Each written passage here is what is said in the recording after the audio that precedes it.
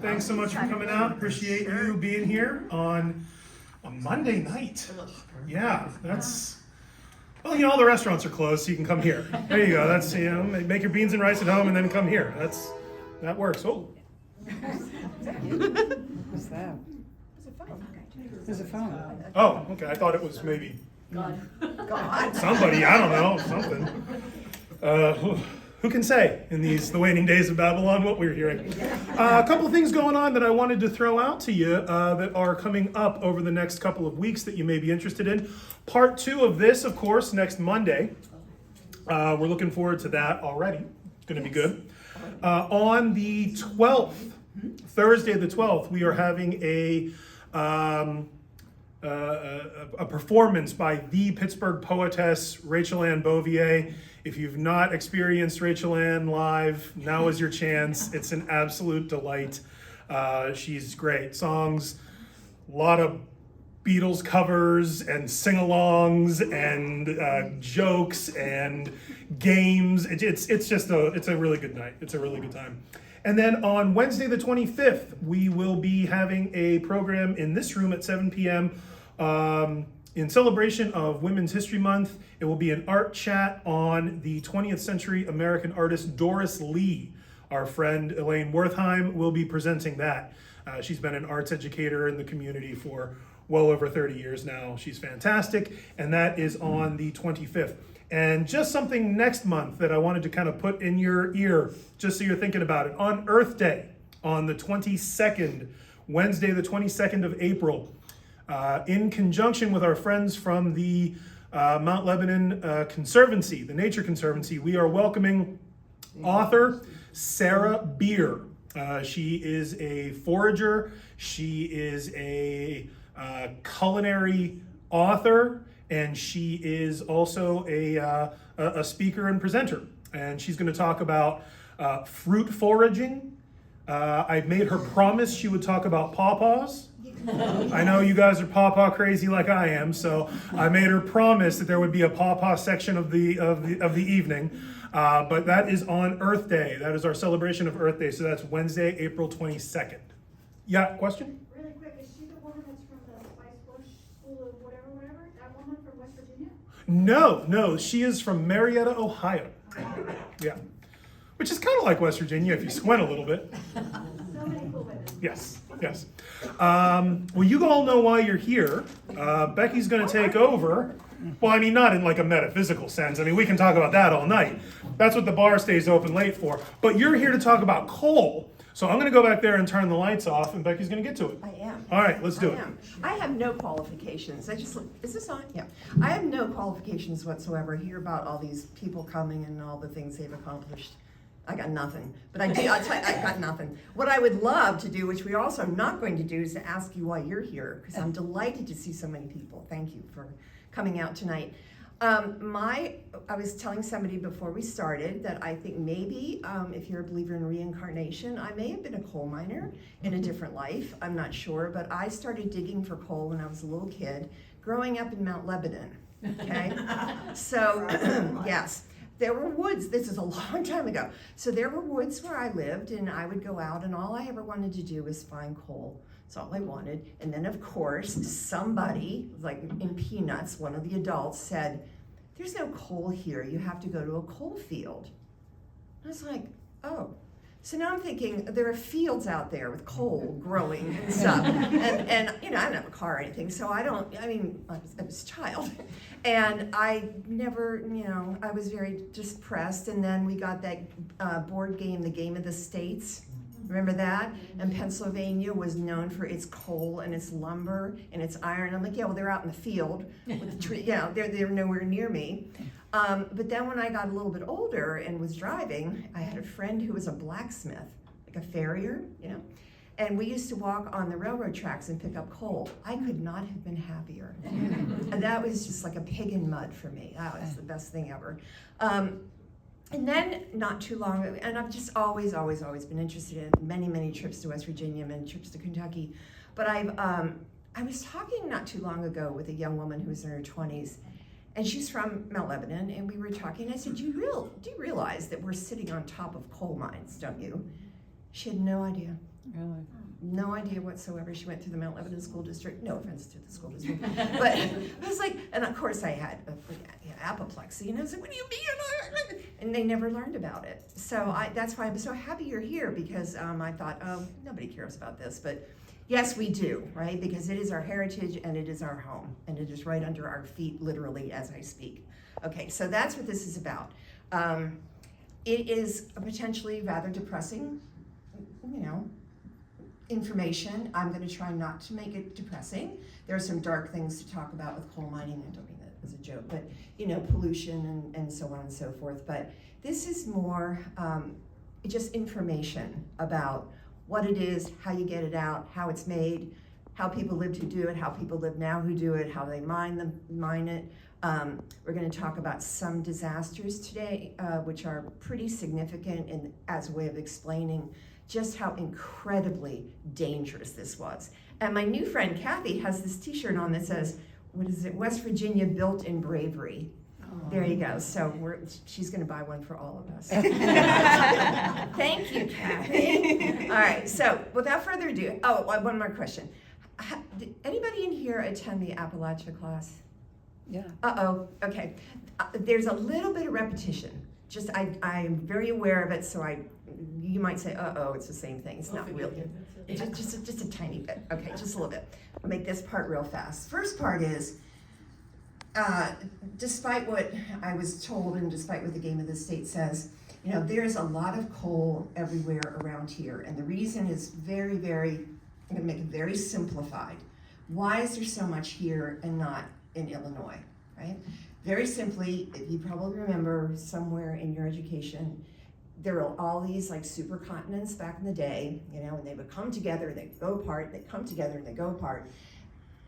I'm gonna skip right to the results of what happens when that happens, and what you get is these, in the brown, you get wrinkling, okay, you get smushing, that's a technical geological term. You get smushing of land, right, wrinkling of land, very, very, notably in Appalachia, of which we are smack dab in the center of, okay? So this is what accounts for the fact that if you're up here in the library and I have to drive home, I'm gonna go down a hill and go flat, then I have to go up a really big hill and then go down again. That's why. It's not just that Pittsburgh is hilly, it's because of that long ago, smashing together of these continents. That's result number one. Result number two is that there was water in between, and a lot of that water got pushed under the mountains and into the mountains. So we have a lot of water here. South Park, how many of you like to go hang out in South Park, or walk in South Park? So many streams. Bird Park has a stream. Shady Side, if you're going down Fifth Avenue, on the right-hand side, there's like a portico, and then it has a water fountain in it. There used to be a public spring, or public water fountain for people fed by a spring that came out of the side of the hill.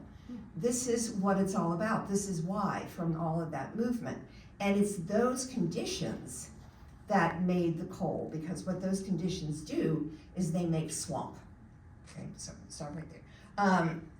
I just want to prove that we're in the middle of it. There you go. And so this is what you have. You have these beautiful, beautiful mountains that look like this. And so if you're out in the car and you're taking a road trip or something, and you're driving through West Virginia or in southern Pennsylvania below us, please look at this with a different eye, because that's what this is from. Very old. I used to think erroneously that if a mountain was really, really tall, it was old, right?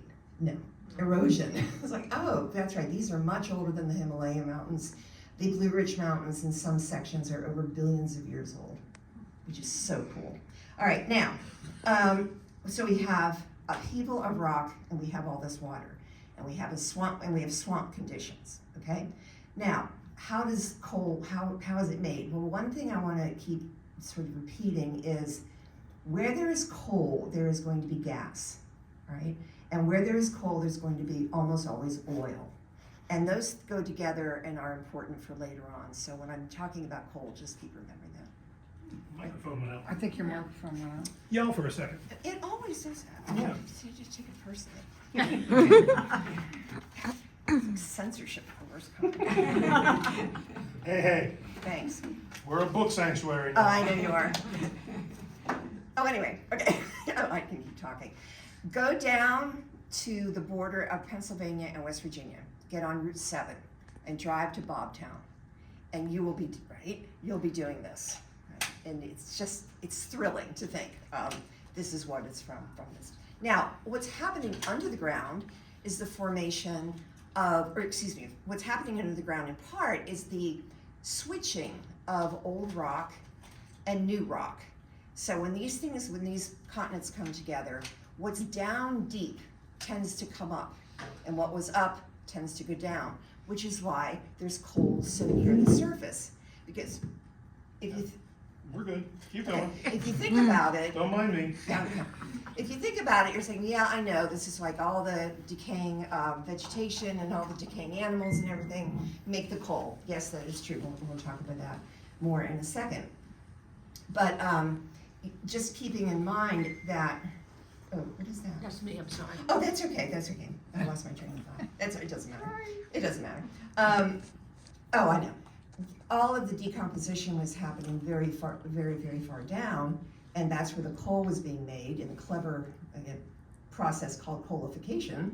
But it made its way up, and then the harder, older rock at the top was making its way down. So that's why it's so close to the surface. And so we have all this swamp, these swamp conditions. When you have plants in water, or you have animals in water that have died, and you have pressure and you have water, you have a very low oxygen situation, and so you have decomposition. They did not decay very quickly though because of the lack of oxygen and low levels, so the vegetation just accumulated in layers, and over time, with the accumulation of the layers and the sediment and rock, pressure and time, you got these substances, okay? You got, and these are sort of in order of increasing density. Peat. Now, this is not peat moss, right? Peat moss is the moss that grows on peat. I happen to have, in a generosity of spirit, I went out and bought peat because I had never smelled it. And you know, people used to cut peat blocks and use it for fuel, right? Particularly in Ireland, because the swamps over there were much more on the surface, so you get the peat. This stuff smells so bad. So I'm gonna pass this around, and if you want a piece of it, please take it. You can, it breaks very easily, but I do want you to take a look at it just to see, if you can, it's a little dark here, how porous it is, how light it is. And when you have this first product of that decomposition, you've got something that does not burn very efficiently. It's very smoky, it's very smelly, and it's not very warm, okay? But I really do, don't worry if you got to the last piece of peat and you really want it, take it. My peat days are over. I can't get the smell out of my house. But they don't smell in the bag, but you know, if you'd like to just burn one, they burn like incense. After that big, that big write-up about it, I'm sure that's the first thing you want to do. Anyway, the next thing that happens, if it's more pressure and more time, you get the product of lignite, which is called brown coal. This is very smoky. It is not good for your lungs. That's hard to breathe. It's no longer used as fuel as much, if ever. I don't think it ever did. It is used, though, in the production of electricity. And then you have what we are known for in this area, which is, ta-da, bituminous coal. And bituminous coal, you see, is not the densest, but we are in the middle of a huge seam of bituminous coal. And bituminous coal, I was telling Kathy also earlier, they have the Bituminous Coal Festival in Carmichael's, Pennsylvania, in August, I think. You have to go. I insist that you go. You'll learn everything in the world you need to know about bituminous coal. It is more concentrated carbon product than the other two. It is extremely effective in the manufacturing of coke, and that's going to become a big topic tonight because coke is it. And then you have the last one, which is anthracite, and I have a sad story to tell you. It's very unfortunate. my dear friend in the back, Howie and I, tried to make Coke this weekend, okay? Because I couldn't get my hands on any. Now, not that kind, this kind, this kind. And we burned anthracite, okay, it turns out. So what you're gonna see are this really shiny stuff is anthracite, but we did manage to get a little bit of the carbon burned off of it. But this is a couple pieces that have really interesting striation, and it shows the impurities in the coal, and that's also important for later on. So here's your visual aid, your box of coal. Don't steal that, unless you really want it. That's okay. I don't mind. All right. So that's, this is basically another picture of the different kinds. There's the peat, the lignite, the bituminous, and the anthracite. Okay. Now, I mentioned earlier, usually when you have the formation of coal, you have gas. What happens is the plants are the things that make the coal. The animals are the things, and this is a generalization, but the animals, when they decompose, what happens with the carbon bonds breaking and all of this, is that there is methane released. And methane gets sucked into porous rock. So you have fracking, right? So when they send the drills down to get the gas out of the rock, that's what they're doing. But down there, there's a lot of gas, there's a lot of, there's some oil, but they all kind of go together. So Finleyville, that was a big oil field at one time. That whole hillside on the one side of the main road in Finleyville was all oil well, right? So that's important when we talk about gas explosions. That's what makes coal mining so dangerous. I talked about the amount we have. We are sitting on top of what is called the Pittsburgh seam, Pittsburgh coal seam. It's the thickest and the most extensive bituminous coal bed in Appalachia, right? We are it. And right around the South Park area is where the bituminous coal was considered some of the finest coal to be found. Just the quality of it, the way that it decomposed. And you can see in this one, where Pittsburgh is up in the upper right-hand corner, the city of Pittsburgh, all of that is coal field. So it is literally right here. And where it sort of already started was here. Anybody know where that is? It's Mount Washington. Right, it's Coal Hill. That is Mount Washington, right. We all know Mount Washington for the outlook and restaurants and shops and so on and so forth. But as you pointed out, this was Coal Hill. Right? Mining started in Pittsburgh in the 1750s or the 1760s, and this is where it started, and that's what it looked like. That was Mount Washington. That walkway is the walkway that miners walked home on from the mines. Now the mines at this time, they're very, very early. This was literally somebody going out with a pickaxe and a bag and digging into the side of Mount Washington and extracting whatever coal, which was right on the surface. We talked about how that happened earlier. Right on the surface, filled up the bag and went home with it, right? There was so much of it that then the mines began to be developed and people started to work there, and a lot of them lived up in Duquesne Heights, Mount Washington area, and they would walk home. Right? Dirty business, of course. This is, people say, well, that's coal dust. All right, so this is not steel mill residue. This is coal dust. All along the river where Station Square is, all those were coal mines. Where the inclines were, all those are coal mines. Right? I can't even imagine what the area really sort of looked like. Coke. Now, Coke is a big deal. Anybody know why Coke is used and is so important? Steel. Again, as a child, I did not understand this. People would always say coal makes steel. Well, coal does not make steel. Coke makes steel, okay? And Coke is basically, I found this diagram, I think this is the most interesting diagram, about how steel is made and the component. It's pretty simple, and I don't think this has much changed in many, many years. But you have three things you put together, all of which are plentiful here, okay? Met coal, which is just the coal you get, which could be blended with other things. Iron and limestone, and we have a lot of it. You basically need the coal to burn into coke, right? And the burning process gets rid of the impurities. It takes about 48 hours, maybe less now, but in the old days it took 48 to 72 hours.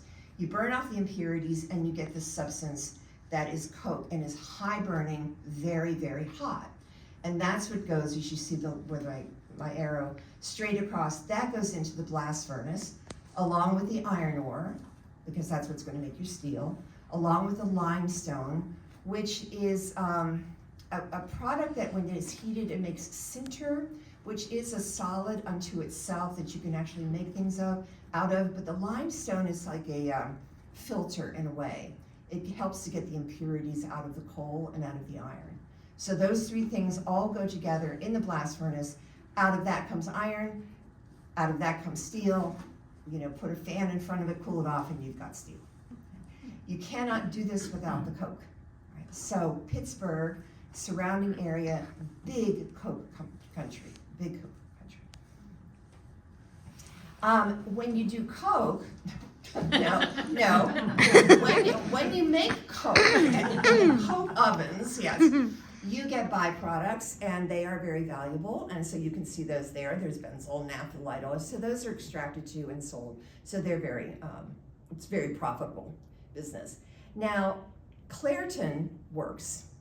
If you have never driven the length of the Clairton Works, you must get in the car and go on 837 and drive it, because it's like 3 miles long. It's amazing. That is a coke producing facility. It is the largest one in North America. Okay, it is, and it's still operating today, because you know, just 2 years ago it had some explosions. You know, so which is very unfortunate. This is how they burn it. But I want to talk about the coke process from the old days, because this is also something you can go out and see yourselves. Coke was made back in the day in a very, very simple process of just cooking the coke. Cooking the coal to get the coke out. And it was done in these ovens that are either rectangular or they're shaped like beehives. These are everywhere. You can drive all around. If you go down 51 South and you just head off to the right or to the left, and you meander about, that's all the way down to Uniontown, you're gonna find coke ovens nestled in the hillside, being reclaimed by nature. It is so, so interesting. And I do want to read to you a little excerpt from somebody who recorded this from his father, who was a miner, and explains how coke was produced back in the day, because it's an extraordinarily simple but hard job, I think. So bear with me while I read this. So basically, there's your coke oven. Above it is a little railroad track. Above that are these little cars that dump the coal down into the oven. The oven door is bricked up almost all the way. It is cooked. The oven door is taken down, shoveled, the coke is shoveled out, put into a rail car, off it goes. Or wheelbarrows before the rail cars, right? So, as this person recounts, a high grade of washed, crushed coal, and washing coal is important for Mount Lebanon, by the way, which I'll get to later. Washed, crushed coal was loaded into special cars called Larry cars, and those are the ones above there, pulled by a small engine called a dinghy. A track ran across the top of the ovens. The Larrys dropped their load into the ovens through a hole at the top. A worker scraped the top off, meaning leveled it off so that the coal would cook consistently. The coal was loaded or charged into an oven that was, this is cool, between two hot ovens. So they sort of timed it. They had two ovens going, and then they were probably cooling or beginning to cool or getting about ready to start that process of decline. They fill up one in between, and it lights by spontaneous combustion. Now that's interesting, because these brick ovens they're made of bricks. And if you've ever put bricks in a fire and took them out, they stay hot for a very, very long time, and that's just one brick. So apparently they did not have to ignite these in any way. They just spontaneously combusted. When the coal is first put into the oven, it would begin to steam. Next, the coke worker would put the damper on at the top and seal the oven almost all the way up with bricks, or even before that with mud. but they knew exactly how much room to leave at the top for ventilation, because you have to get the oxygen in there. Gradually, the smoke would turn blue, and then it turned into a thick yellow as the impurities are burned off. About an hour later, the man knew the coal was ready to catch fire, because it was smoking, and then it was smoking out impurities, and then it caught fire. Then it would explode, and you would see fire all over the inside of the oven. When it settled down, a man would take a hook and pull the damper back, and usually in 48 to 72 hours, all the impurities were burned out of the coke, and the good coke remained. If they had to leave it in longer, sometimes 96 hours, then they knew how to regulate the amount of air to get in there. Can you imagine? This is like, I always wonder how certain things are discovered. Like, who discovered how to make coffee? Who discovered how to do this? Now, the trial and error, the amount of work is just extraordinary. And as I said, if you go around and look, you can find coke ovens everywhere. And this particular site, the Leetonia Beehive Coke Ovens in Leetonia, Ohio, right outside of East Palestine. And it is a park. They have actually finally cleared out a lot of it and dedicated it to the miners and to the mine there. So you can just wander about there. At one time, I think there were 200 of them. Mm-hmm. But there are sites that had over 600, 700 coke ovens in them. And as I said, they're either beehive shaped or they are kind of rectangular, but I find these things beautiful. And the last time I went to Leetonia, I found a brick that was like lying around, and it had melted. It was too heavy to bring in for show and tell. But it was interesting how to see the impurities in the bricks. Now the bricks weren't supposed to melt, but this one did. And it's got a lot of iron in it too, interestingly, yeah, so. I think I showed you that already. These are the last beehive coke ovens to close in the United States. In 1972, that's how long it was. Because what was happening is the beehive ovens that were inland, so to speak, away from the rivers, those had to be loaded on railroad cars. The beehive ovens that were closer to the water, they were the ones that lasted a little bit longer. And then because otherwise they were just shipping the coal straight to a place like Clairton, where it was being turned into coke. But this is right outside of Uniontown. This is 2 miles outside of Uniontown. Shoaf is the name of the place. And when I was in Shoaf years ago, it was all overgrown. You could risk life and limb to get to the coke ovens. But they also had a lot of the old buildings and all of the old machinery and everything, so that was really cool. Apparently they have cleaned this up, and I have not been there since, but I think it's a lot more visitor friendly to see, and the coke ovens are just incredible. There are not that many left, but there are a lot of them. Apparently back in the old days, it was quite an outing to go look at the beehive ovens. So you could put on your best dress and, go on out there, and I don't know what these ladies were doing there, but they were there, hanging out on a Larry car. Also, miners lived in them. If a seam went dry or a company moved temporarily to another location, sometimes workers did not go with them. They stayed behind, and some of these beehive ovens are so big that you can live in them. Yeah, just kind of sad. And then this picture, which is at the beginning of the presentation, this arch was made by Frick. This is in Connellsville, Mount Pleasant, obviously.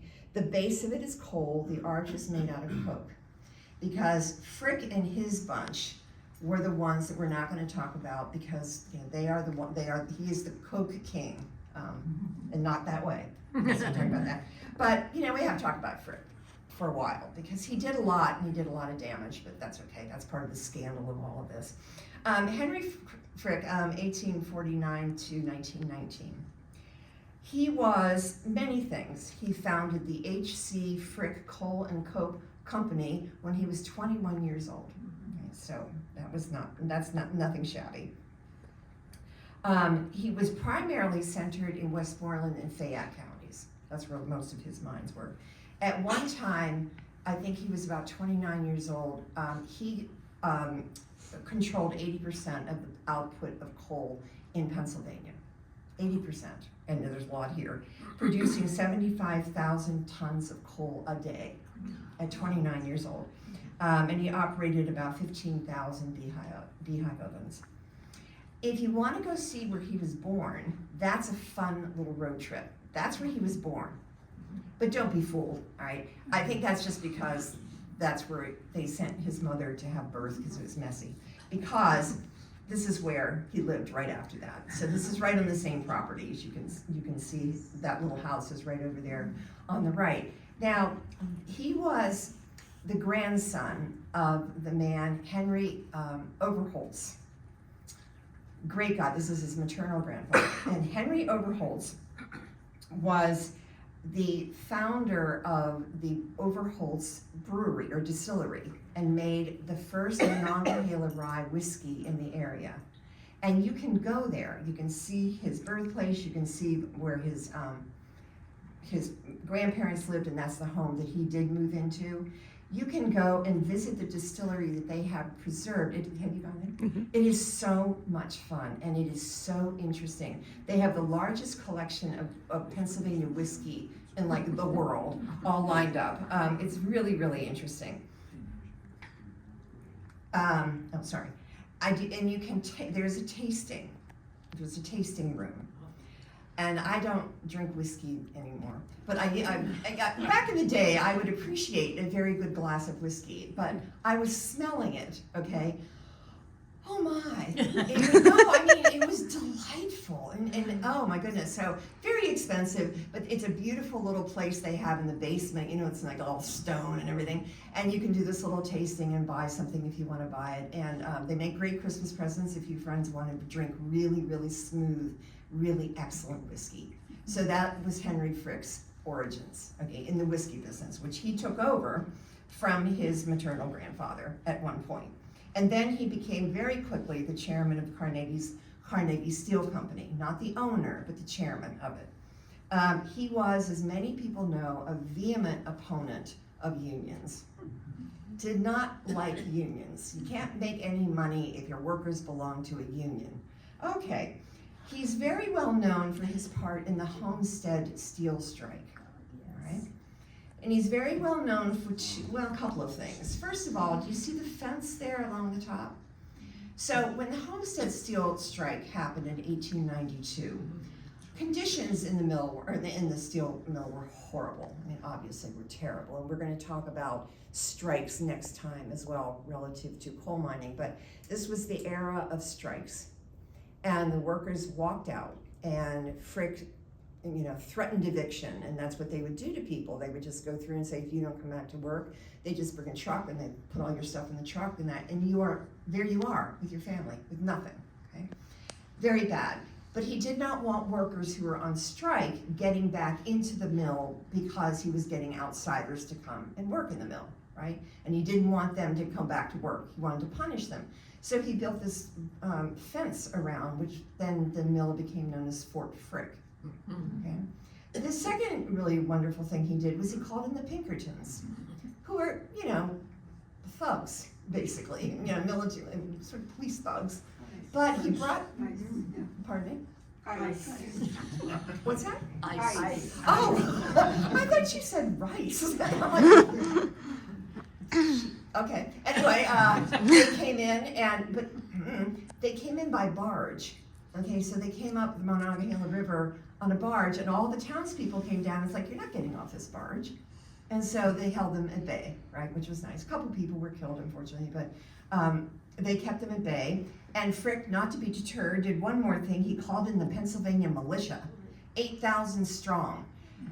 Well, the militia guys came in, and Fort Frick had been in place for a while, and it was summertime, and there really wasn't anything for the militia to do. This also sounds familiar. I'm sorry. He brings the militia in, so they basically do their drills, hang out, and kids and moms make picnics and go and watch them do the drills, and it became like a source of entertainment. And then the militia went home after a while, for one interesting reason.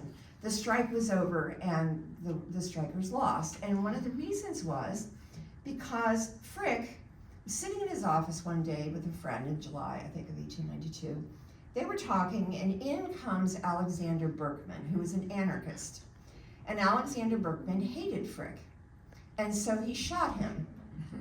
Okay, and he shot him twice. And that didn't make any difference, apparently. So then the man who was in the office with Frick, the two of them jump on the guy and they start battling. And the guy pulls out a knife and he stabs Frick 4 times. Didn't seem to do anything then either. Bad people don't die. Anyway, so he, in a week, he was back at work. But what this did, interestingly, was to shift the sympathy of the public to Frick. And the steel workers lost the strike. Carnegie, meanwhile, who was the owner, he was in Scotland vacationing while this was going on. That sounds familiar. Yeah. Well, I'm now very aware of this, so I'm going to stop that. Carnegie was also not a big fan of unions, but he was not as bad as Frick. The other good thing that Frick did, and I said that with great sarcasm, is that he was a member of the South Fork Fishing and Hunting Club, which was probably responsible for the Johnstown flood. Probably? Yeah, which was responsible for the Johnstown flood. So this was a place where you could go, you know, if you were Carnegie or you were Frick or you were Melanie, one of those people. And they had this, you know, it was up on the Conemaugh River where there was a dam, and the dam made a lake, and then they had their beautiful houses on the lake where they would fish and socialize and do all that stuff. And you can still go up there and you can still see some of the remaining cottages, and you can see the clubhouse, which is now the Johnstown Flood National Memorial, ironically. But what they did was, I have to get you oriented here. This picture here on your left, this was an earthen dam, right? It was made of dirt, and it went across and it made the lake. So what you're looking at here, there's no more dam across the lake. You're just looking at a cross section of what the abutment looked like, okay, in that picture. And the bottom right was a spillway, which was also important to the story. So you have there's the clubhouse, and then the houses are up there. You have the lake up there. You have the earthen dam, and riprap are rocks, basically. And when you build an earthen dam, you want to shore it up with big rocks, not little rocks. So the big rocks were there originally. Every single time Frick and his buddies made a little repair in the dam, they used the smaller, cheaper riprap to shore it up. The other thing they did was to block the spillways with nets so that the fish wouldn't escape. Now, you don't want to be messing with spillways because spillways regulate the amount of water in the dam, right? And then finally, the last thing they did, they wanted the dam, there was one pathway sort of on top of the dam that went across from one side to the other. So they lived on both sides of the lake. They wanted this to be big enough to accommodate 2 carriages. So they, another technical word, smushed it down 3 feet. And what that did was increase the pressure and lowered the dam, right? So that they could have their little carriage route.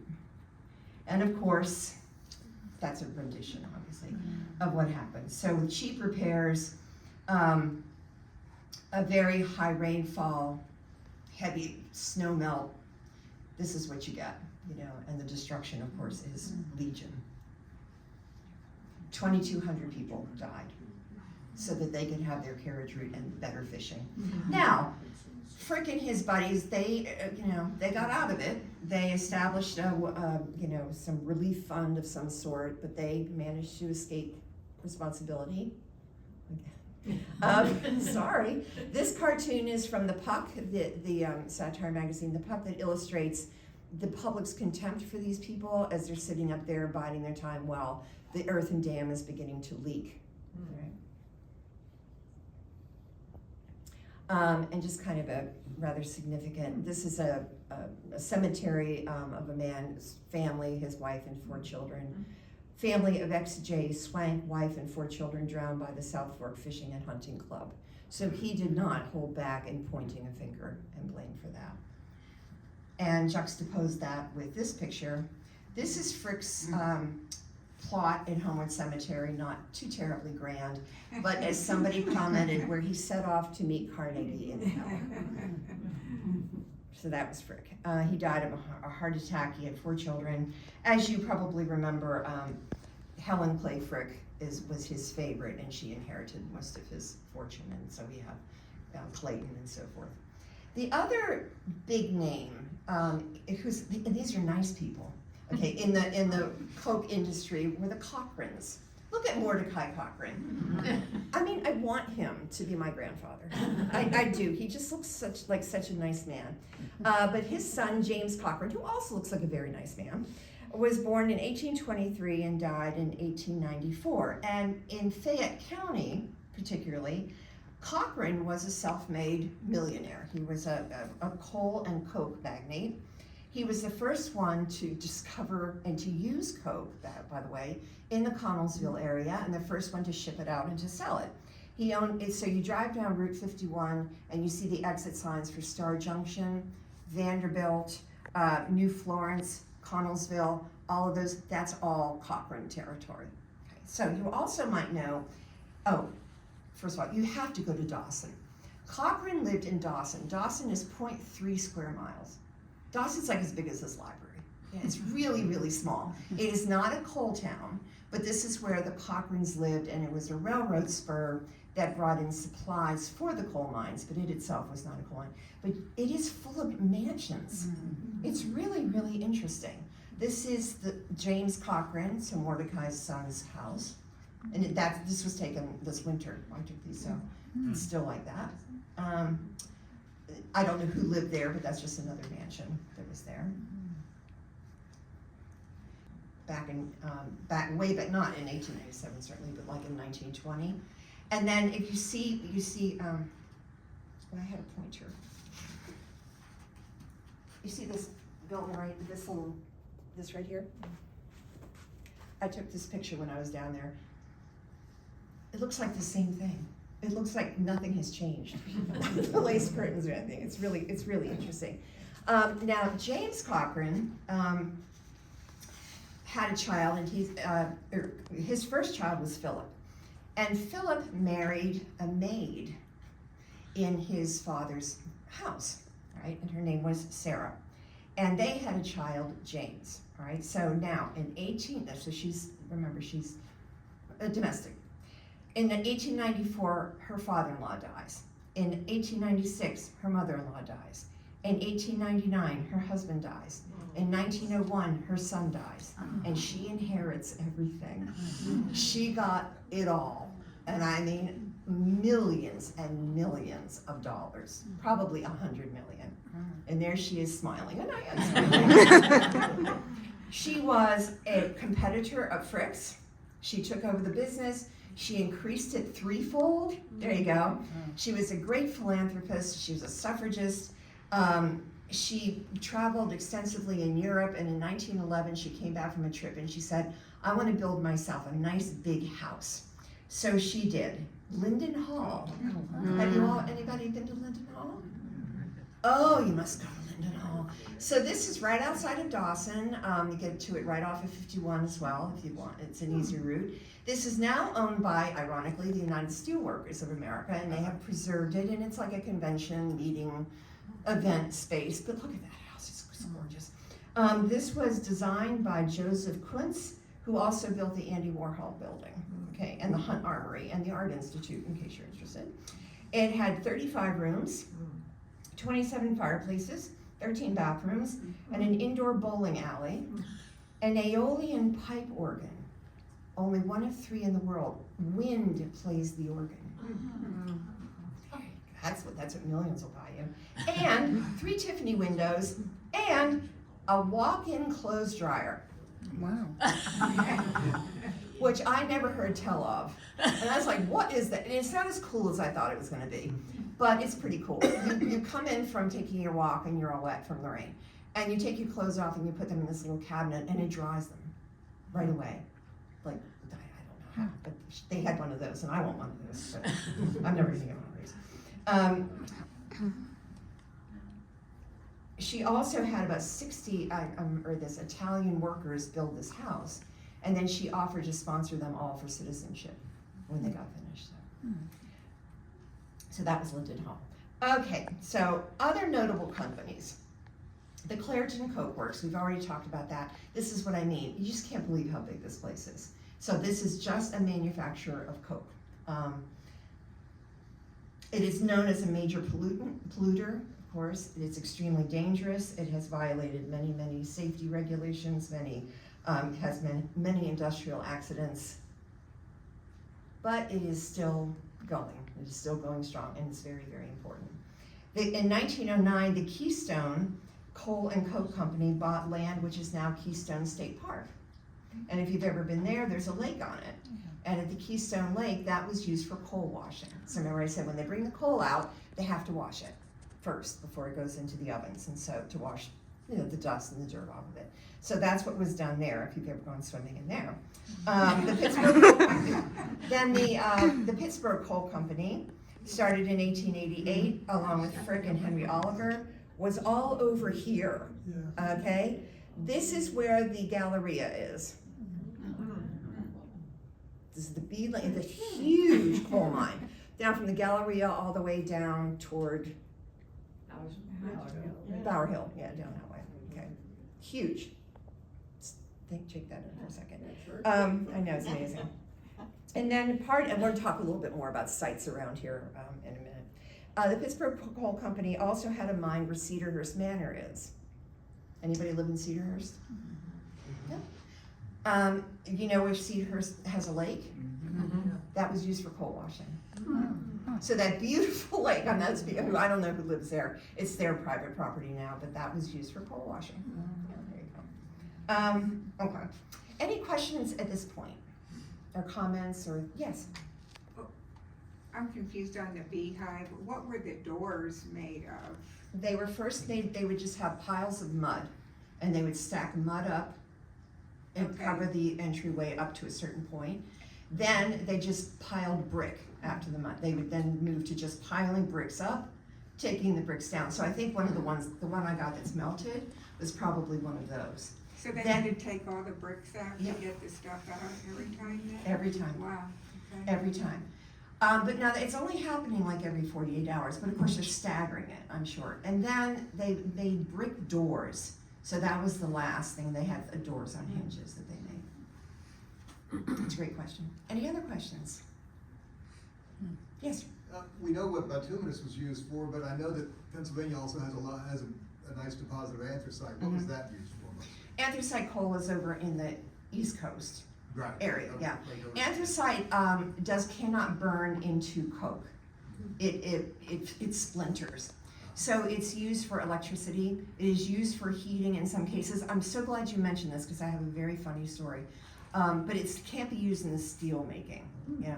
But a friend of mine who's a bit older, he had a coal furnace when he was growing up, and they lived in Pittsburgh. And they were Irish, and they were very sensitive about the prejudice against the Irish, at the time and where they lived. And his mother was always very sure to make sure that she put on a certain amount of airs so that people would, and they bought anthracite coal to burn in their house, and they made sure everybody knew it. Because the bituminous coal costs $3.50 a ton. The anthracite cost $9 a ton. And she always looked down her nose at the people who burned bituminous coal. Okay. But she burned the anthracite. Now the problem with the anthracite, it burns hot and quick. Yes? Yes, my late husband's family were from Hazleton. And my late father-in-law kept an anthracite burning coal furnace until 1985. Wow. And people that switched oil, that was a no-no. Not any longer. Yeah, right. No, it was cleaner. Yes. It was cleaner, that's the thing, but it was also quicker. And my husband, as a kid, said, I remember my job was to go down middle of the night or whatever and stoke up. Oh, yeah. when my neighbor and I tell you, so we were trying to make Coke this weekend. He left some in his fire pit overnight, last night, and he went to work and I went over to get it. Oh my gosh, I could hardly touch it. It was so hot. It was so hot. You know, I was doing one of those things like this, you know, in the cartoons, and I put it was outside on the stoop. And then when I left tonight, I picked it up and it was like still a little bit warm. So yeah, it's quite remarkable. Yeah. Can you get in any of those houses in Dawson? Do they have tours of any of them? I don't think so. I think they are privately owned. Not even Linden Hall? You said. Oh, Linden Hall, absolutely. Okay. Linden Hall is about 1.5 miles outside of Dawson. But there are many, many signs to Linden Hall when you're around there. So. Anyone else? Okay, so we just want to cover a couple more things. How do you get it out of the ground? Let's go back to this. Now, two kinds of mining. There's surface mining for the coal that is 200 feet down or less, and the coal that is 200 feet down and deeper. So if it's more near the surface, you have strip mining, where you just literally strip off the rocks and get to your coal. Rocks are called overburden. So if the overburden is not too big, then you can strip mine. If the overburden like this is too big, you can do auger mining, where you can just take a drill and go in there and get it. You also have contour mining. So you just you dig a big hole. Again, all this coal is in the surface and you just dig a big hole and go around. And then finally you have, which I think is interesting, high wall mining. This is all done by remote control. So nobody goes underground, and they just slice horizontally into the side of the hill and just scoop out the coal. And that doesn't collapse? Apparently, no, I mean, they know how to do this, so it's amazing. Oh, I know, still. They probably I don't even know if they shore it up in some way. I do Google this because I'm fascinated by why these things don't fall down, but they're very funny. And then of course the most egregious of all is mountaintop coal mining, when you blow off the top of a mountain and help yourself to the coal. Okay. That I won't hold back on and comment. That's pretty horrible. And then the opposite is deep mining. So, classic pictures of men going down into holes in the ground. This is in the old days, this is today. A little safer, a lot more room, a lot more light, better ventilation, much more support on the ceiling, more machines in there doing the work for you. This is room and pillar mining, where I cannot for the life of me understand this. They go in and the coal makes the walls, and then they make rooms, and they take out the coal, and then they leave, and then it collapses. I keep looking this up and I even read it out loud, to try to make sense of it. I cannot make sense of this whatsoever. But room and pillar was a very common, and at the Botanic Gardens, this was done in the mining areas around the Botanic Gardens, was room and pillar. There's another picture of more contemporary mining. So that's how they basically get it out, and they keep coming up with ways. Now, today, with the coal seams sort of, expiring, what they're going deeper, they're digging deeper and deeper, and the coal is more contaminated with silica. So black lung is now being replaced by silica lung as a hazard of mining. We all know about the life in the coal mines, right, from the old days. Pretty horrific. I do want to call your attention to coal camps, because again, there are a lot of those around here. So coal companies back in the day built these camps for their miners to keep them close to the mine. They were pretty bad, no, open sewage, no electricity. They were oppressive in the way that they were run. Some pictures of some of the older ones. They made sure in many of them that there was no garden space, so that people had to buy everything from the company store. Very, very important. They were segregated, excuse me, by religion, race, ethnicity, and your position in the mine. Pardon me, there's another one. Later on, they got much nicer. Here's a garden in somebody's home. Around here, that's where, I don't know if you can see this. No, you can't see that very well, but can you determine where Pittsburgh is on this? Okay, and the little red dots are coal camps. Show you how many there were. On Route 88, where the Burger King is, going toward town, it's on the left, that's what it looked like. That was a mine, and then up on the hill was the coal camp.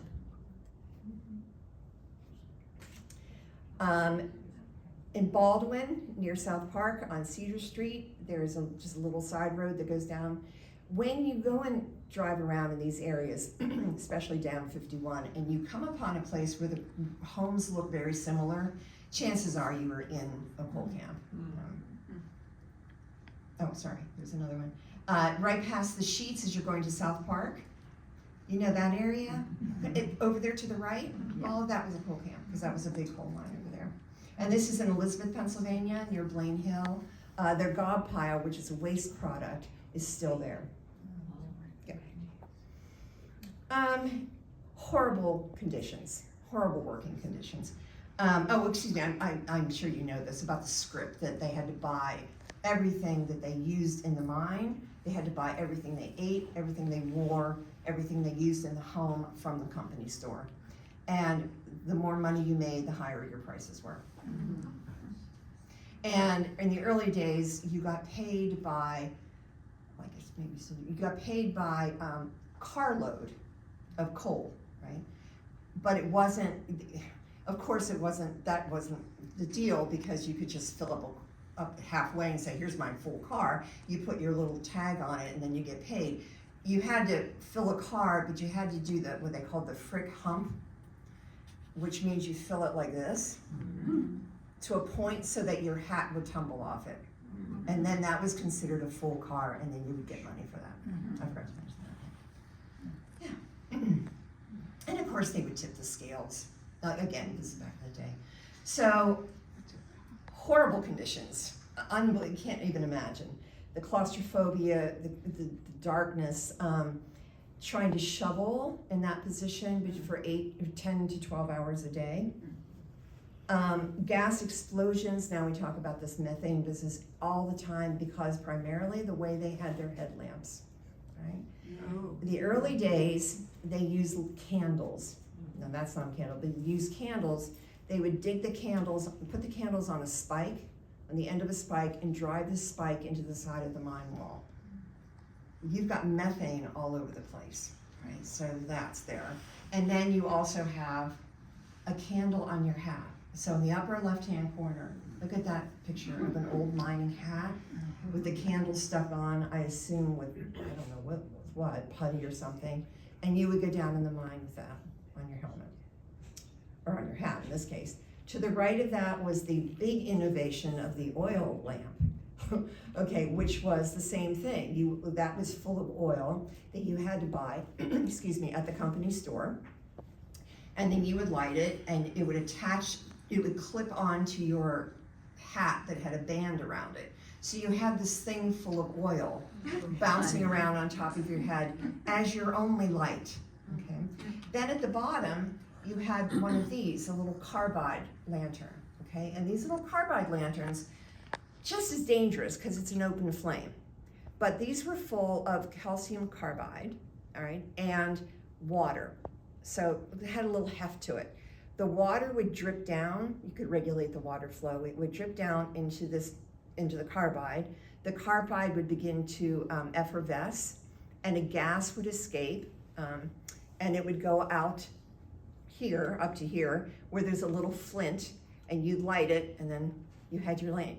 And then this hooked onto your hat as well. It's heavy, it's heavy. I don't know if this will get around fast enough, but it's not that easy, but again, awkward. And then to the right of that, over there is the battery. That was the next innovation. You had to hook your battery onto your belt to run your, and now of course the battery's part of it, but heavy, very heavy. Then you had the problem of the methane gas and suffocation, the lack of ventilation, buildup of coal dust, and so you had canaries coming in, mine canaries, pit canaries they were called, to test the air, obviously. Kids worked in the mine, Before the coal could come up, it had to be broken into small pieces, and these were called breaker boys. And so they would work in the mine. Women worked in the mine too until the 18th, because again, it was like you had to fill up a car, so women would go into the mine, kids would go into the mine to help their family member fill up, his car faster. But up until 1842, women were allowed in the mine, and then they weren't because they were considered bad luck. So I don't know what was up with that. Maybe they weren't getting enough home cooked meals or something, but they were like, no, you're not coming down here anymore. Sad. And all you have are those timbers holding up the roof. Very, very dangerous. Once electricity was introduced into the mine, you had a lot of electrocutions.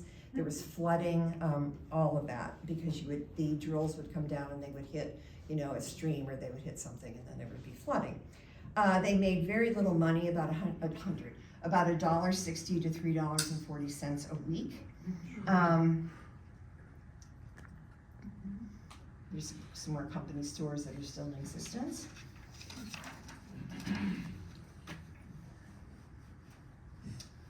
And I don't know why that, and so I just want to show a couple pictures of mining today, because when we think of coal mining, we do think of this very horrible situation, and coal mines should close because they're so dangerous. Well, they are still dangerous if the company owners are negligent, certainly, but this is basically modern mining. So it looks a little bit better and safer for the miner. Now, if you do not have good conditions, then you do have mine disasters. So on a lighter note, we're going to end with 4 mining disasters. You're welcome. Okay, and these were local, of course, and there were so many. The first one is the Hill Farm mine explosion in Dunbar in Fayette County. If you're a biker and been on the Great Allegheny Passage Trail down in Ohio Pile, you know where Dunbar is. This was in 1890. 31 people were killed. Only 2 bodies were recovered at the time. But what happened here was a new air shaft was being drilled. The drill hit groundwater. A man ran through the mine to warn everybody of the flood that was going to come, and his headlamp ignited methane gas. That's just incredible. The rest of the bodies were discovered 2 years later.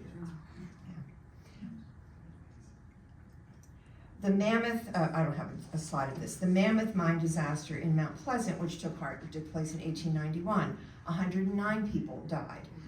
Again, this was an explosion caused by a miner's lamp and the methane. Most of them were not killed, though, by the explosion.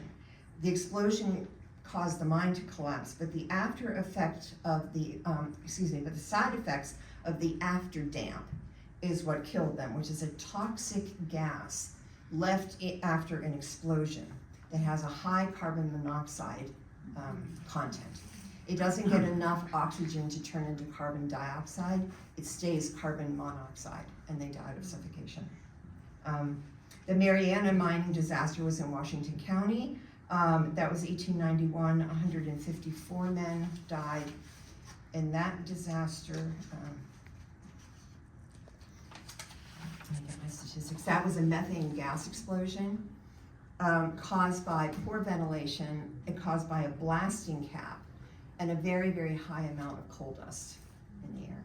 And speaking of ventilation, the last one is probably regionally one of the most well-known disasters, whichever way to say it, the Dar mining disaster. This was in Fayette County. It's right along the bike trail. If you ever go on the bike trail in the Great Allegheny Passage, you pass through a very small little, perfectly flat, cute little housing area, which was the Van Meter mine. Right? And right on the Youghiogheny River. And across the Youghiogheny was another little town called Jacobs Creek. And the mine was in Van Meter. It was the Dar mine. And the miners lived both in Van Meter, but most of them lived in Jacobs Creek, which is across the water. Okay. December 19th, 1907, 239 men died. 1 survived. Okay. The mine was, it was huge. Okay, it was a huge mine. It started out, and then it was built onto until it went almost a mile into the side of the mountain. However, The owners, and this was the Pittsburgh Coal Company, did not keep up with the ventilation system as it moved into the mine, or excuse me, moved into the mountain. So you had the ventilation was working in the beginning, but as they kept going and going and going, the ventilation got poorer and poorer and poorer. Now, What is that a picture of? Yeah, I don't. those are I don't bodies. about it. I'll get to them. They're bodies. Oh. Yeah, I'm sorry. December 19th, which is the day of this explosion, is the Feast of St. Nicholas, right? Who is the patron saint of Greek Catholic and Orthodox churches, including the Carpatho-Russian and Slavic churches. Many of the miners belonged to those churches, and the churches were over in Jacobs Creek, across the water. So that day, of the 400 miners scheduled to work, only 240 showed up because the rest were in church. So they considered this some sort of a miracle. Anyway, what happened was methane gas ignited by a flame caused the explosion, and some people say they could feel it 8 miles away because you had on 1 mile of mine, and all that reverberation just sort of spread. And what they were recovering mostly was body parts. Okay, that they would. The company tried to blame a miner, but it was soon determined that it was because of the ventilation violations that they promised them that they would do in the new year, okay, after this happened. The only man to survive was Tom Williams. He was at the mouth of the mine when the explosion occurred. The bodies had to be laid out in Van Meter. It took 2 months for them to all be identified, if they could be identified. Many of them were taken across to Jacobs Creek on a cable car. That's how they got back and forth, and claimed there if they could be claimed. In a small, and that's along the bike trail, is this very modest memorial stone to the men who died. And they, I say men, it could be men, it could be boys, it could have been women.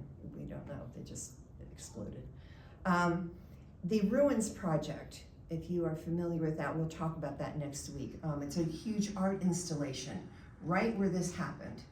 And it is in honor of the mining tradition and the mining history in the area, as well as the Dar Mine victims. There's the opening to the mine, which I don't think that's pretty overgrown at this point.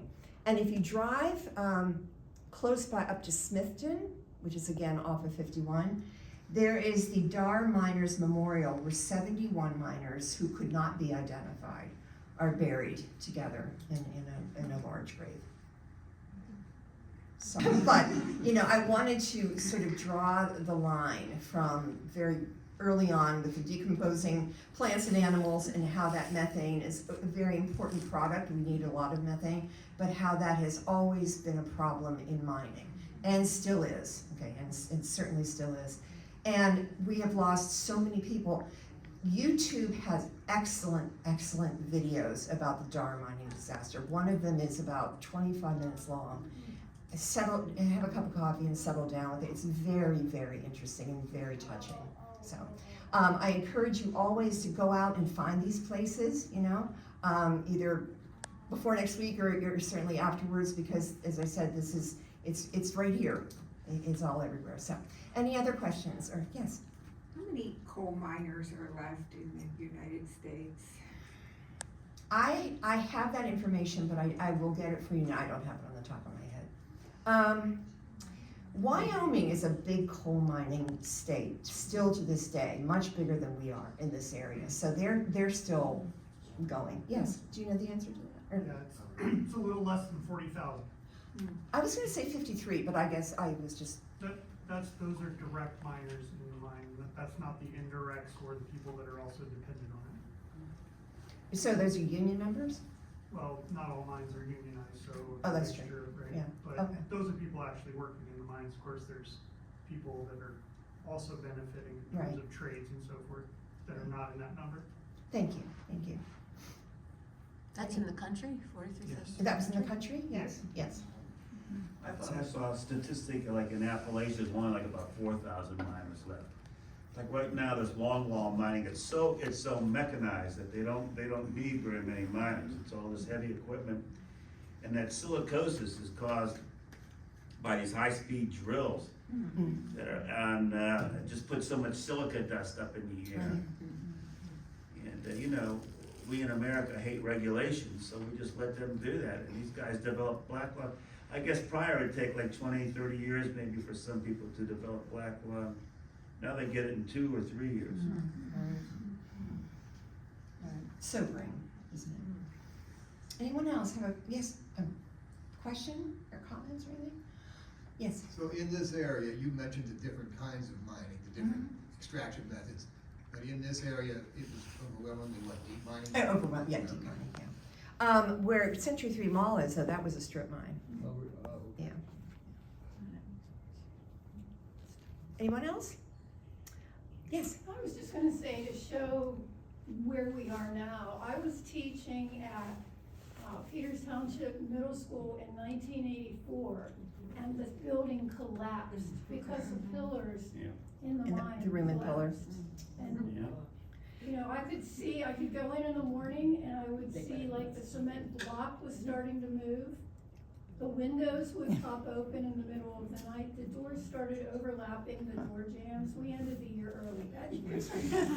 Well, we are gonna talk about subsidence next week. What fun, yeah. I mean, I get holes, like I just discovered a hole in my front, a dip in my front yard, like yesterday. That was not there before, and I have a couple of them, and it's quite, it's deep in a way. It's narrow and deep, and I'm like, if it's not subsidence, That's it why could be water everybody needs insurance. from the insurance agents. It's incredibly uplifting. Yeah. Yes, okay. Mine subsides. Sorry about the,